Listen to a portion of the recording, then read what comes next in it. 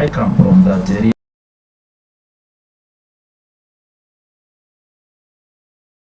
Kenyan system to allow that refugee to be able to access employment when opportunities arise.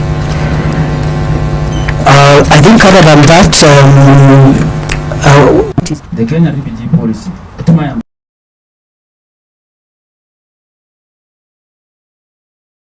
Also, that's what.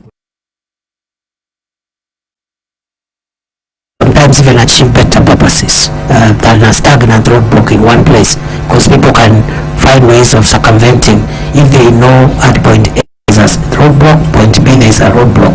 But when we have enough highway, it don't know at what point they may be overtaken by the surveillance.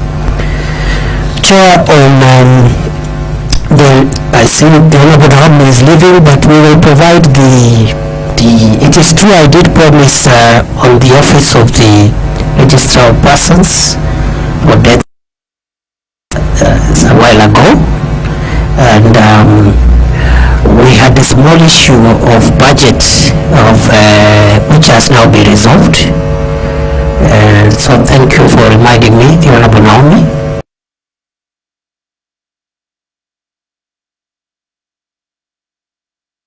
Registrar of Death and Birth, the civil registrar, and I will personally take the responsibility for that commitment. Then on the issue of integration of refugees, we will I know there are about 35,000 refugees approximately from Ethiopia, and Ethiopia is a friendly country with very deep historic ties with Kenya. We would like to maintain that relationship, and therefore as we do the local integration for long-standing refugees with long-standing presence in the country, I don't see any reason why deserving cases from Ethiopia should be left out. However, the process of implementing the act is going to be spelled out in the regulations when that legislation is tabled, hopefully in the next 30 days. And number two, the Shirika plan aims at creating refugee settlements. So we are moving from refugee camps, and we will expect the prevailing scenario to continue. Those who are in camps will continue being in settlements, but as you're aware, there are a few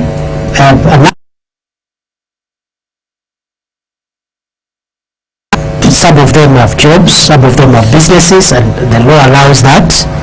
And I want to tie that to the other question which was asked on what is the spectrum.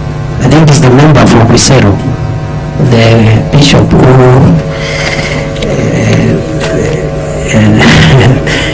I got interested when this bishop became, because we are dealing with some I have active cases. So Chair, RUTO was very particular on the Northern Corridor, and it was very particular. It was, in fact, he made that declaration after meeting the port users in the port of Mombasa. It was one of the resolutions of the port users meeting with the president, that we are losing our competitiveness because of the delays and the corruption issues around the corridor. Therefore, in that context, the removal or the directive of the removal of roadblocks has been expedited or has been informed by the need to increase Kenya's competitiveness in the region, because we are losing it. And as I have assured this committee a few minutes ago, Chair, I want to repeat, we will remove all roadblocks from the Northern Corridor and elsewhere by 1st of November. There will be no excuses, and I'm willing to come back here in November to report progress we have to do it. In terms of what happens after the removal of the roadblocks, I have said there is the cameras issue that will deal with the speed issues, and then the picketing, the patrols are also inevitable because from a security standpoint,